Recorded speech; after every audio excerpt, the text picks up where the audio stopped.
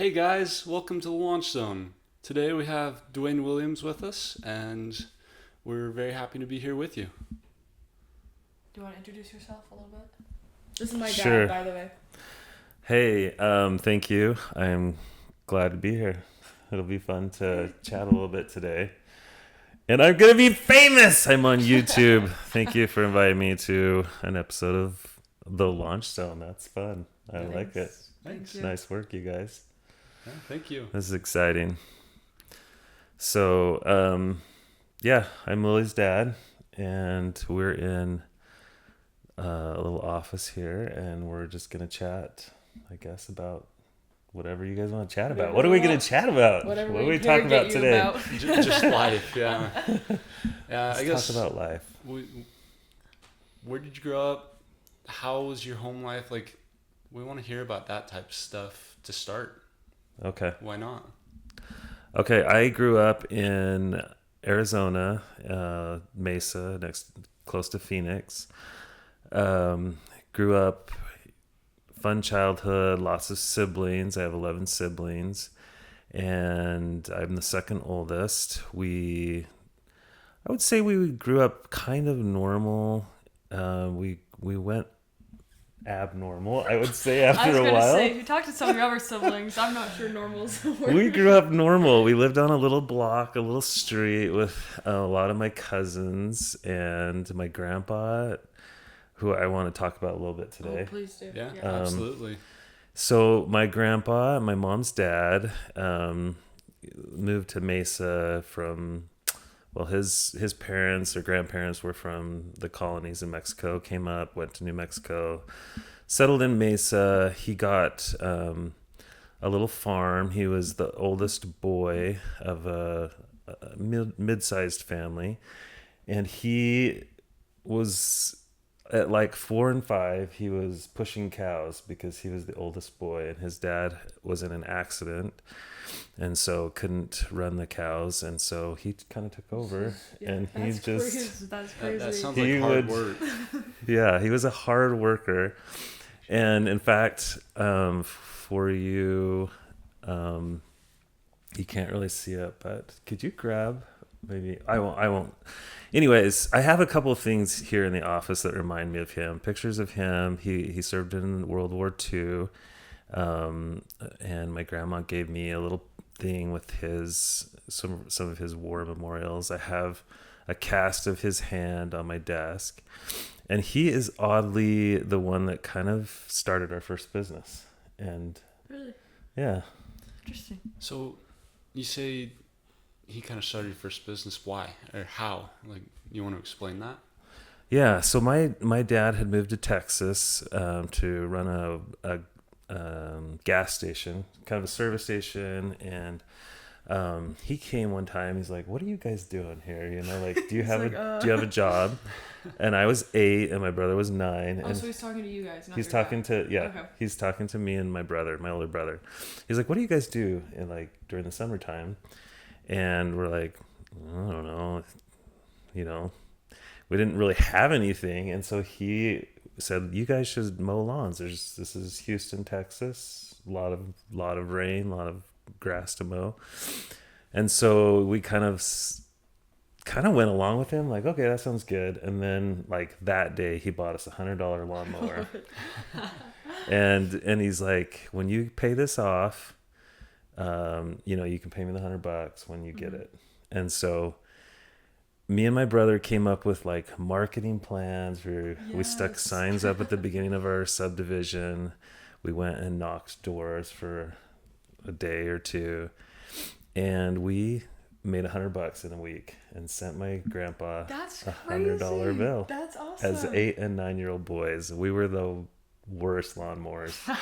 None of our business came from knocking doors because they could see how young we were. But they would call on the sign because it was like $5 for a lawn, I think. And so, Which is that's insane. Yeah. It only costs that much. That's I mean, it gets like yeah, super crazy. It actually sounds similar to our story, but yours sounds a little better because you were 8 and 9 and not 22. And do you guys mow lawns for $5 a lawn anymore? No, that's what I'm saying. It's crazy.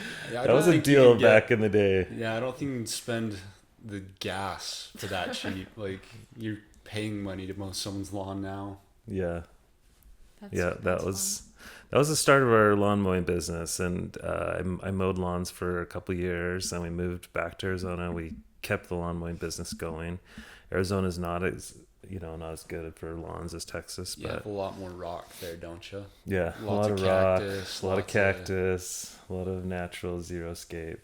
We did it for a couple years, and then did a paper route, and but that was kind of the start of the business. And he was a general contractor. He was a plumber. He was a farmer. He was kind of a jack of all trades, and he just kind of had this attitude like, let's make it happen. Like, almost like you guys, kind of like, you don't have the end figured out, but you're like, if we want to, we're doing a we're gonna make it podcast happen. here. We're doing a podcast, and I'm holding a cool microphone, and we're gonna be on YouTube for all the viewers that are out there to see this. And I think that's just sort of like the way you start businesses. You don't have to have everything figured out, and you don't have to. You step into like unknown a lot, and I feel like that was my grandpa. Right? He's just kind of. I'll tell you another story. He took me. He wanted to help my dad when we moved to Colorado. I was a teenager at the time, and my dad had won the bid for 2. They call them welcome centers, and so big space where people could come into Colorado, find out some information about what was going on there. The contract for it was to clean the bathrooms twice a day, and to mow the lawns and keep the sprinkler system going and pick up trash around. Just maintain it, keep it nice. But you had to have a bond to do that, and it was like $250,000, which is a lot of money, and back then was even more money. Yeah. Absolutely. And he my dad had tried to get some bonds and wasn't successful.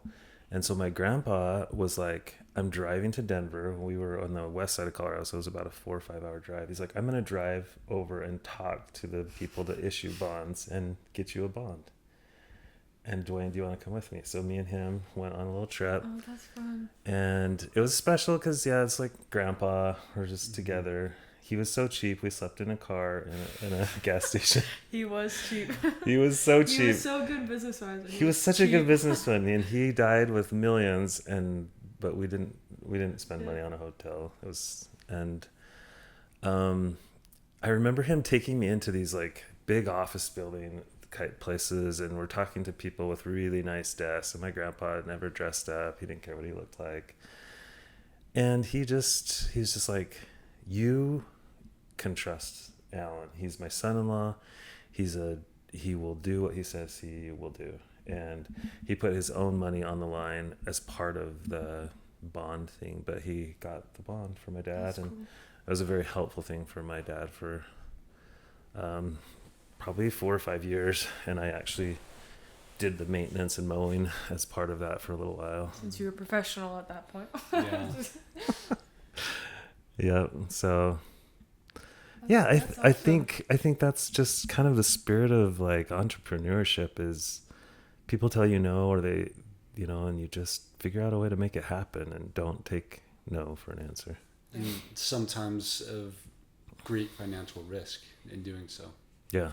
And I think also that story shows that sometimes it's okay to take help from people.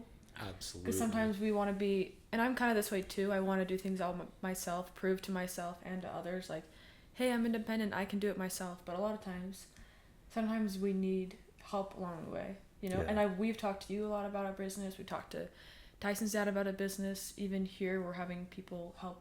Like, this podcast is to learn from others, to help us too. So I think that's a cool story too, is that your parent, like your grandpa, your dad, I guess, my grandpa was willing to be humble enough to get help, Yeah. And I love that your grandpa was himself.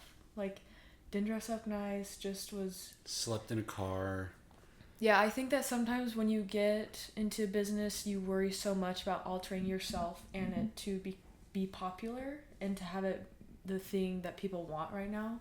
But a lot of times the ones that stick out the most is because it's different, and you could make it different by being yourself and not worrying so much about. That's really something that I'm trying to be like, is like, hey, you have this business idea because it's your idea, make it yours. Don't make it to conform to the rest of the world's ideas. Anyway. Yeah, I totally agree with that. And I think it's just easier to be yourself. Yeah, and it's a little difficult to try to be someone else, and we're not other people. We are who we are, and I think that people like our weirdness, our quirkiness, our the uniqueness. Our uniqueness, yeah. And I'm saying that, and I'm wearing a sweater. I wear like $1.50 t-shirts. I put on my brand new Christmas sweater today, so. Hey, you're wearing your t-shirt underneath. But I'm wearing my t-shirt, so you can see right here. Yeah, it's my. But yeah, it's just being who you are, and it's easy to be who you are. It's fun to be who you are, and it's real. And I think that's the people. We're all attracted to hardworking, real, honest. But yeah, that's awesome. And moving forward from the lawn mowing, you still own a business, right? And it's not the lawn mowing business anymore. Yeah, I don't do lawn mowing business. So yeah, after that, did some odd jobs. Worked on a chicken farm. I remember this was an entrepreneurial story. My boss bought a line of chickens and hired me as his first employee in Western Colorado, and it was hard work. It was his first shot at owning a business. He had a PhD in poultry science and had worked on an egg farm. Smart guy, super intelligent guy, very hardworking, and he hired me as his first employee. I chased chickens. I put in weird stuff. These were special chickens that. Anyways, several years later, me and my brother-in-law went to Denver for a big convention. This was like Browning and big businesses, tent businesses. It was an outdoor expo. And I didn't know if he was still in business. We had moved out of the state. We were in Utah at the time. And we went to Denver, and I saw this huge booth. And it is Whiting Farms. It's his business, and he has so many employees, and sees me, and he's like, Dwayne? He was just as surprised to see me as I was to see him. I was like, wait, you're still in business? Like, you hired me, and then the next year he hired like 2 other guys, so there's 3 of us. And he was now like negotiating multi-million-dollar contracts. That's cool. That's so cool. He was like, this was my first employee, and kind very humble and proud. Moment. That's adorable. That's really cool. It was cool. It was cool to see him. We'd spent a lot of time together. He would feed me lunch in his trailer every day. He would check his bank to make sure he was still afloat. And from that to like where he went was crazy. That's cool. It was super crazy. How many years would you say would have passed between that first year and when you went back? It was probably like 5 or no. I was a freshman, and then I was like a freshman in college. So maybe 4 or 5 years. Yeah, maybe 7 or 8 at the most. But okay. That's awesome. That I is was really thinking incredible. it was longer, but no, that's cool. Yeah, it wasn't crazy long. That's not a ton of years. I mean, it is, but. And so then, fast forward for me, like college, I studied electrical engineering, got a job for a Chinese company. I started a little eBay business where I bought and sold laptops, and I don't know if I told you that. Wait, but when did you start? This was newly married. Okay, I think college. I've heard about this. Yeah. So I'd buy them off eBay in groups of 4 or 5 laptops, fix them up, sell them individually, and it was that time where my grandpa actually passed away, and we went to his funeral, and I was talking to my cousin, and he's kind of was like, Dwayne, what are you doing for, kind of like my grandpa almost, like, what are you doing to make money? And he had started remodeling houses, and was looking at building, being a general contractor. So he kind of talked me into real estate, and I had another basketball buddy who was a realtor. Okay. And so oddly enough, I guess I had never made that connection, but it was also my Grandpa Ray's funeral. So in a way, It was your grandpa it Ray. was Grandpa Ray. my Grandpa Ray pushing. Wait, that's so cute. I've never made that connection. That's really cool. But yeah, it was at his funeral that we talked about that. And I came home and decided to start real estate. I quit the eBay laptop business, and started. I think my first real estate venture was I drove around, found a couple of houses that looked abandoned by the high school, and then I called to find out who owned them. The dad had passed away in a family. Ended up buying the two houses as kind of a 2-for-1 almost deal, because one was kind of abandoned. But they were Were they right next to each Right other? next to each other. Okay. Yep. And then we used a home equity line of credit. I think money is also the big thing in starting a business. It's like, how do we get money to start to do something? And some things don't take have a huge entry fee, I guess, or cost to start. But back at the time, lending was really easy. It was home equity line of credit on the house that we had purchased. And so... Will you explain home equity line of credit if people don't know what that is? Yeah, so home equity line of credit is just when you have equity in a house that you own partially or fully, the bank will lend up to 80-90% of the value of that home. Okay. So we took some of the equity that we had in the home that we had purchased and bought those two homes and started flipping homes. Got my real estate license. Did some land development, bought some acreage, subdivided it, and just kind of started. My dad came in a few houses in and did some money investment. We would do some stuff together.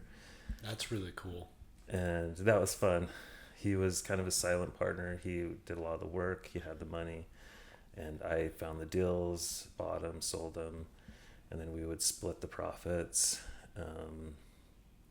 So that kind of took it to another level because I didn't have the money that my dad did. Mm-hmm. So we could do a little bit bigger projects. We did several projects together. He did a couple by himself. And then I had another kind of crazy... I think sometimes business just kind of evolves, and it's these little small moments that give you a new idea or start a new idea. Yeah. I had a friend that we'd go to lunch with, and we'd eat lunch once a week, and he was in a cattle trading business, and I was talking to him about all these great deals that I wanted to buy. I'm like, oh, there's this place, and if I just had money, I could do so many cool things. And he said, well, I got access to money. They had a huge credit line to buy and sell cattle. And so he went and talked to his partners, and they're like, yeah, we'll split some money with you. So the cattle business would make 50%, and me and my buddy would make 25% each. Yeah. Mm-hmm. That's really cool too. On any deal that we could bring. For them it was easy. Basically they weren't using all their line of credit, so it was kind of as long as they trusted what we did. It was sitting there anyway. Yeah, and it wasn't even their money. It was just money they had access to from a bank.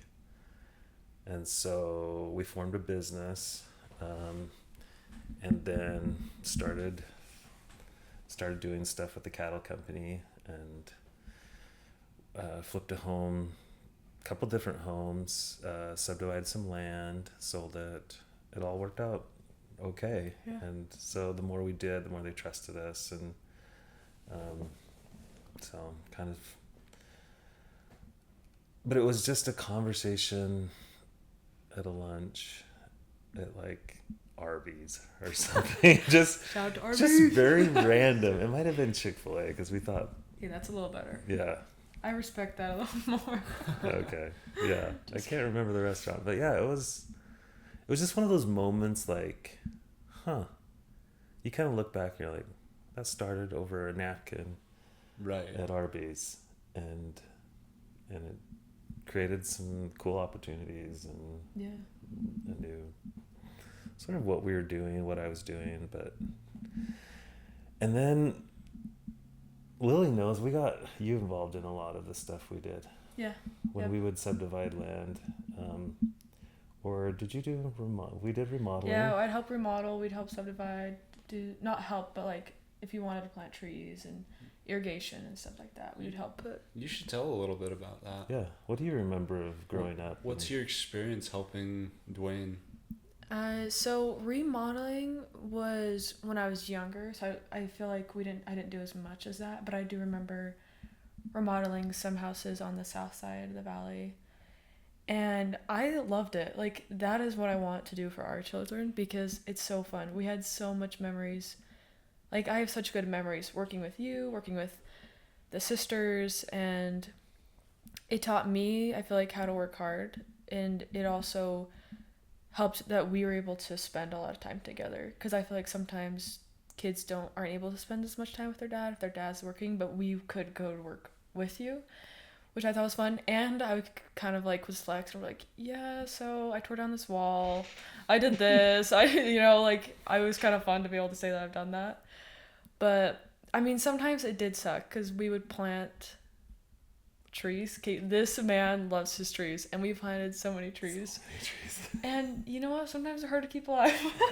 So that was unfortunate. But honestly, like, I loved having that part of my childhood and teenage years, and it's something that I feel like taught me a lot, taught me to work hard, taught me, I think in a way, you owning your own business and doing a lot of that stuff has inspired me to do it because I've seen you do it and you've enjoyed it. And anyway, and how you've run your business affects a lot of the way I want to run mine, is seeing how you do things, because I think you run your business very well. Businesses, I should say.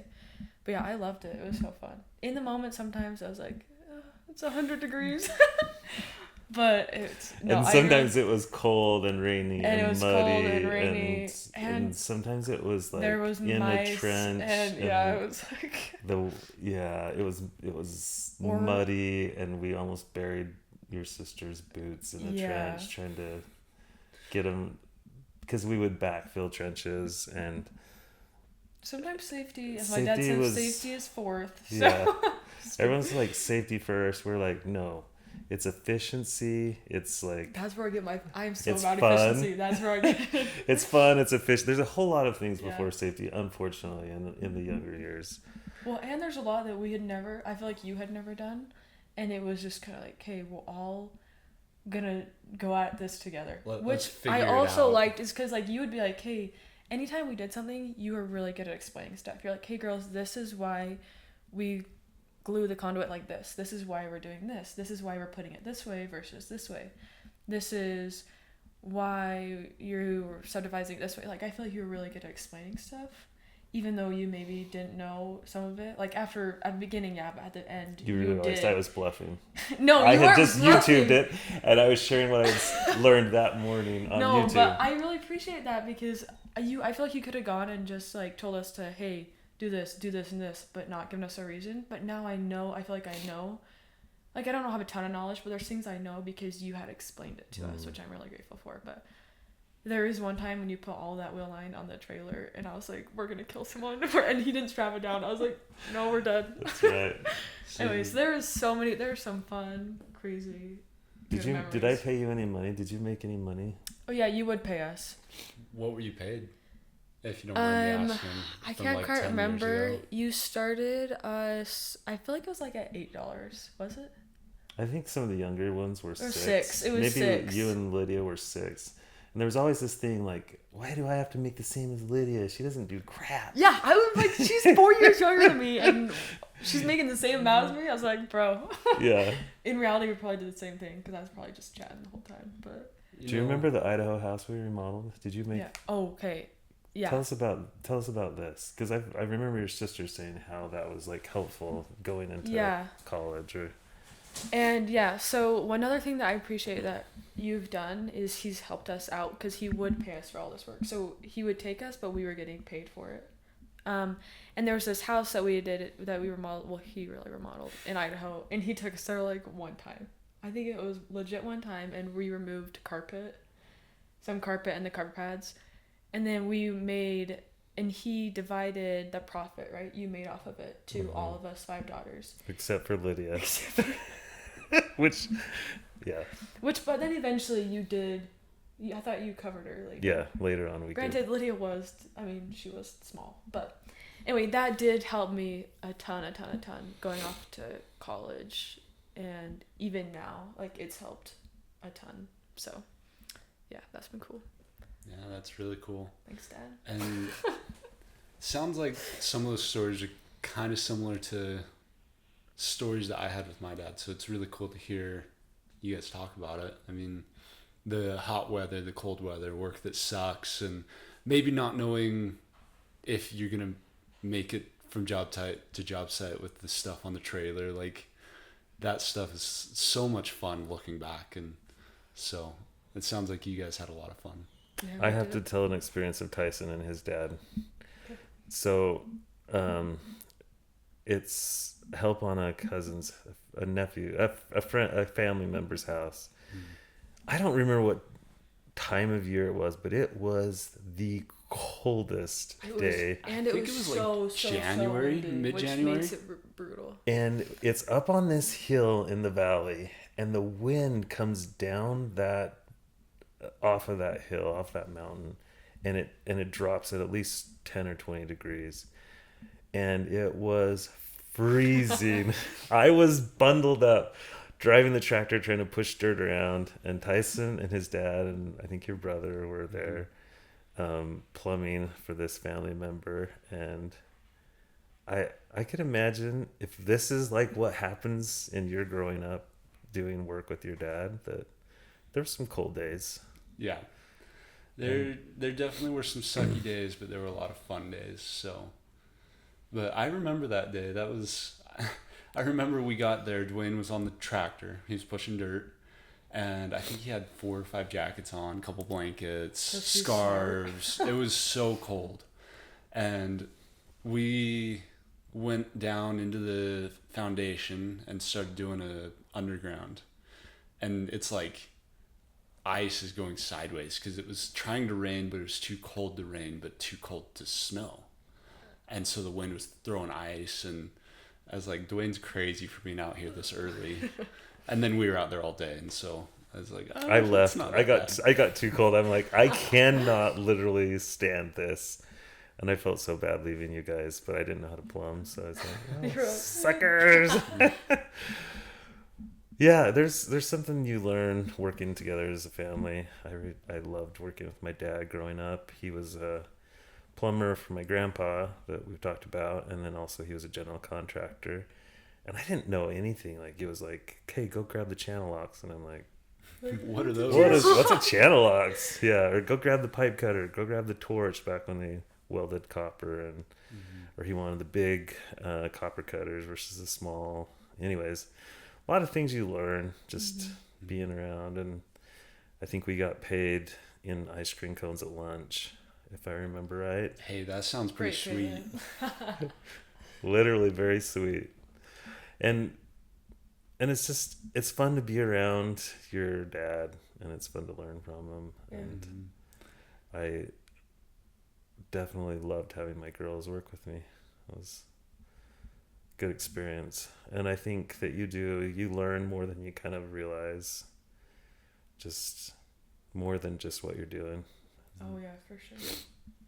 And you brought up, like, you did real estate. Your grandpa did a lot of general contracting. You've actually moved into general contracting. Is that in honor of him, or was that just something fun to do? That was to build this house, honestly. Like, I had helped on I had hired some people to do a couple of spec homes. So I'd been a little bit involved in it. I've done a lot of roofing, done some electrical, and then this house that we're in here, we built from YouTube. Honestly, we watched a whole bunch of Larry Hahn videos. He framed with a hammer and nails. He didn't have a nail gun, and we set this. Can you imagine if we didn't use a nail gun? Yeah, we set this wall on the far side of this house after watching so many videos, and we watched more videos that night. It took forever to build this. It was a couple of years probably to build this, but that kind of got me into like building. This is fun. I enjoyed it, and so then got my general contractor's license, and I'm 3 houses in now on that. So kind of new, kind of recent. A lot of work, a lot of satisfaction in seeing a house come together and a family move in and be so excited about a new place to live. That's really cool. I have a question. Was it hard to, because you've done real estate for a long time and you were comfortable with that, you understood it. Was it scary for you to go into general contracting after doing the same thing for so many years? Because I feel like a lot of people, they're like, well, this is what I know, this is what I've done, but I have this idea and I kind of want to switch, but it's scary. Was it scary for you, or was it kind of like, because real estate and general contracting are similar, but very different. There's a lot of scary moments, but I think the first, well, one, I had a lot of people that I could ask questions to, which is super nice. Like several friends were general contractors, and I definitely leaned on them. Yeah. And Dwayne has a lot of friends, so when he says he's friends with these people, he's being serious. Yeah. And so but it's still kind of the buck stops here. And so I would ask him like, hey, how high would you set this house if this was your house? And this is a big deal. Like, it's like, how deep do I dig this hole? Yeah. I can't dig it too deep because I don't want to be in a hole. I don't want it too high. I don't want a steep driveway. And I don't know, like, what's the standard, you know? And so I think it was relying on these friends of mine being like, hey, what would you do here? And asking the excavator, like, hey, what's your opinion? And I've already asked 3 other people, but I want to get as many opinions as I can because I don't want this house to be way too high or way too low. And that's just one thing I'm thinking, okay, once the concrete's in, that's $40,000 of expense that I can't change, and so I want to do it right. You do not want to mess. So there is those, you know, things that you run into. You're like, oh gosh, did I bite off too much? Definitely some nervous moments. I feel like one of my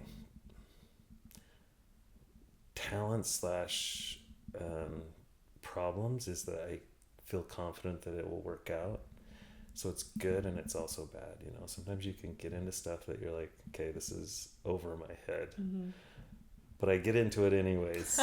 and hey, optimism is good. I want to commend that, actually. That's something that I really think is a great quality, where you're willing to at least try. At least growing up, my dad and I, we had a saying, there's nothing you can do that can't be fixed. Why not try? Yeah. I mean, maybe it costs $40,000. Like, okay, maybe don't try on this one, but the next one I will.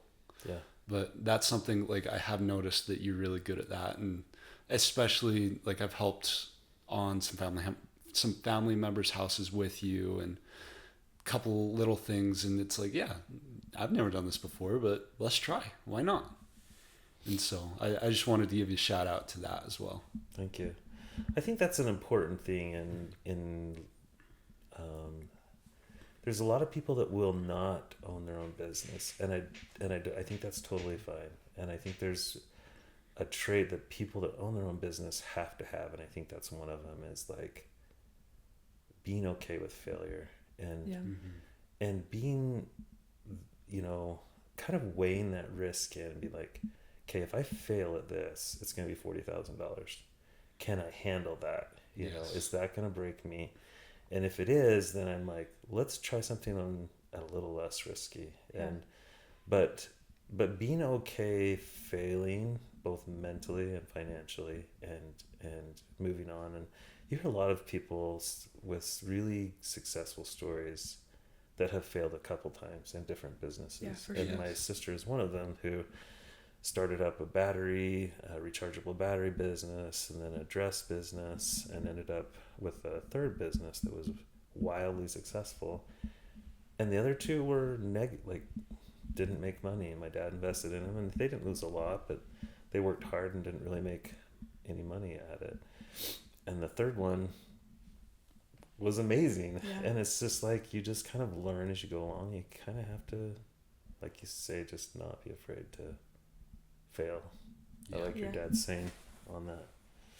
Yeah, that's something that I'm trying to be okay with, is realizing, hey, every business step or every decision is an opportunity to learn, whether it works out or not. It's like, okay, what did I learn from this? And at least I went forward with it, you know? Yeah. That's because I'm that person that's like, failure just it paralyzes me. Mm-hmm. Yeah. But Lily's very much I don't want to try because I don't want to fail person, but I think I'd make her try sometimes. It's a work in progress. But another thing I wanted to mention is that you, when you talk about you're willing to ask friends and stuff like that for help and things like that, I think that's also important. It's kind of similar to what I said about your dad, but you realize, hey, I don't know everything, and there are people out there that do know more than me, and I'm okay to go to be like, oh, okay, I don't know everything. Like, maybe it would be good to. So it's like you are confident, but not to the point where you are like, I don't need help. It's like, I'm confident enough that I can do this, but I realize there are people that have done this for longer and that I do need their help, you know? I think that's also an important, because that's something that I heard once is like a business, like the goal is not to, I mean, some people want to do it all themselves, but it's to delegate what you're not good at so you can work on what you're really good at. And what you enjoy. And then let other people that are better at what you're not do that job. I don't know if that makes sense, but that totally makes sense to me. And something that I am not good at, but in order to be really successful, I think you need to be able to do that and know what your limits are, and pay money to have people that are good at doing what you're not good at or where you don't have time to do. And really time, like at this point in my business, I'm not, it's a different focus. I feel like when we were younger and you were kids, I was just busting my butt. Can I say butt on this podcast? Yeah, absolutely. Busting my butt to try and make money and look for new opportunities and things like that. And now I feel like it's more about time, and it's like I want to have quality time. I want to have time to play volleyball. I want to have time to play with my kids, with my grandkids. And so it's less about finding the next opportunity. And sometimes that's hard. And I feel like I don't remember when it switched from me just being like, I gotta go, find the next opportunity, to where I'm like, I'm just super thankful that I'm where I am at, that I have enough to be happy and not have that nagging, I gotta spend every bit of my time to make more money. And I think that's fun. It's fun to be in a spot. It's a good place to be where I look at some of the really wildly successful people. I'm going to say Elon Musk. He has so much money. There's no way he could spend all his money. If I was him, would I have the ability, even though that drive is in him, I'm sure, to just be like, I'm just going to do what I want to do. Mm-hmm. I don't want to feel any stress. I want to spend time with my 15 kids or however many kids he has, and just love life and serve people. And I kind of feel like in a way he is doing that. His priorities are different than yours, though. Like, he started a space company because why in the heck not? He's got the money for it. He is in the presidential cabinet. Like, someone as successful as him didn't have to do that. So finding fulfilling things, I think, in life, and if you can have some financial security, then go and do that, whatever that is. For him, that was be involved in politics and things that maybe don't make as much. I mean, space maybe makes money, but yeah, I have no idea. But hopefully it does. But yeah, I think that's it. Like, having somewhat of a balance and knowing when, you know, I've admired that about you guys, that you guys are able to. I feel like when you're not working, you really enjoy life. And I think that's so important. And doing this is such a cool thing. Like, it's, you know, a chance to help people share their stories, and for you to kind of be a part of that. It's cool. And hopefully learn something along the way. Yeah. That's something that Tyson's good at. I'm more of the person that's like, my brain is pretty much running constantly, and it's very, I didn't realize this until probably a few years ago, but I am very business oriented. Like, I have new business ideas in my head, like, every day. There's like, wouldn't you say that? Yeah. It's constant. Or it's like marketing or everything. It's like, I'm like kind of just always running on business stuff. And that's something that I've been having to like decipher. Okay, what do I want to focus on now? What ideas I can wait for later? And how can I quiet my brain at this time? You know, like, it's Christmas. I don't need to be working and all that kind of stuff. So that's something that I'm trying to get to that point too, where it's like, I have that, but I do really a balance, you know, you have this drive in you, and so for some people it's like, I don't have the drive, and some people it's like, I have a lot of drive. too much drive. Please calm down. I need to dial it I hate my down brain. and just feel to just like enjoy it too. Yoga, whatever, you know, just be at peace when I'm playing cards and I'm wasting time. You're not wasting time. It's a mental like time to just enjoy life and let your brain slow down, and, you know, spend time with your family and whatever it is that you love to do. And that's the whole reason why we do these things, is to slow down, spend time doing what we want to do. So plus I feel like those things help you come back stronger. Like, if you are, this is me, I'm really into health, but like, I feel like if your physical health is good and your mental health is good, you take time and you spend time taking care of that, you will come back stronger for your business, if that's what you're focusing, or for your family, or for anything, you know. But if you just keep wearing it down and down and down, you're not going to perform as well, and you're not going to be as creative, and you're not going to be as fun to be around, and it's just like an athlete stuff, you know. But you got to take care of yourself. I think, because really in the end, that's what you get. That's what you're left over. Yourself, your family, the people that are around you. What are some, like, what are things that you kind of talked about it, but that's helped you own your own business? Like, what are qualities that you have that you think that have helped, or that you've developed over time? You've kind of talked a little about this, but I think, we've talked a little bit about just kind of that drive that you have to making money's fun. I think it's like shopping, spending money's fun, making money's fun, and so that's a drive that I think is a natural thing. We talked about kind of sticking to it, not giving up. On a lot of the property buys that we did as a family, there were some challenges that came up, and certainly days where like you spend $40,000 on drilling a well. Speaking of 40,000, we drilled a well, $40,000. I'd bought almost 50 acres, planned to subdivide it on bigger lots, drill the well for the 4 homes that we were going to put on there, and the well driller's like, we didn't get water. And it was just one of those days, and you're like, do I drill it deeper? Do I give up? Hard days that you come. And so I think having a mindset of like just this stupid optimism sometimes or desperate, you know, whatever it's just sticking through those really hard days and being like, it's going to be okay, and having a long view, like what's my next game plan. And for me on that property, it was just a trickle of water. We put in a pump, we just ran it.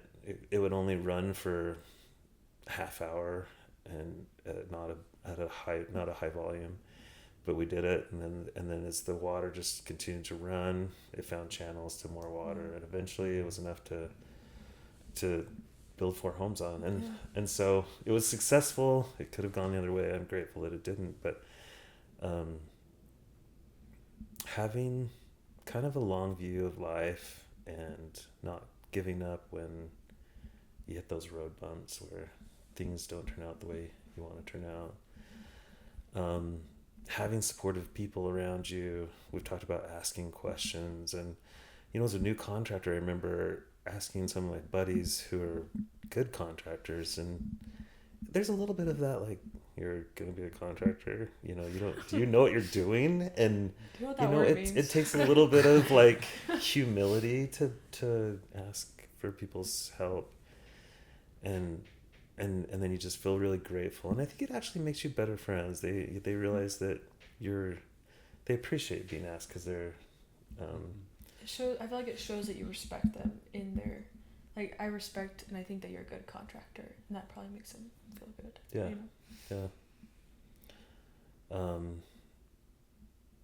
And we've talked about this before in some discussions, but sometimes it's just luck. You kind of get lucky sometimes. You work hard and you hope that things will work out. Sometimes they do, and sometimes you get really blessed by market conditions, or and so there's that component to it as well. But sitting in this little house, in this little place that we live, I feel very grateful. It's fun to kind of review a little bit of the journey, I guess, of life, and the different businesses that have kind of come and gone, and Yeah, you've been an entrepreneur your whole life. That's kind of cool. Yeah. And it all connected, I feel like, to your grandpa Ray. Like, just hearing about that, how it started at the funeral, your real estate. Yeah. Kind of, that's a cool reflection you've never had, which is... My very first subdivision, I named it after him. Yeah. And I think now, just kind of running through my mind again, I'm again very appreciative of his influence in my kind of young life and my dad's life, and there's some things that just are in your DNA. Absolutely. And we've really appreciated having you around to ask questions, get advice, really anything we'd need. We know we can come to you. So, and if we fail, we know we can come play Heroes whenever we want. Yeah, there's a bedroom upstairs for us. Yeah. So, and thank you so much for coming on our podcast today. I'm so excited for you guys. Thank you. Appreciate it. Of course. You look good in the sweater. Looks good. My Christmas sweater. Yes. Love you guys. Good luck. Thanks. Thank you.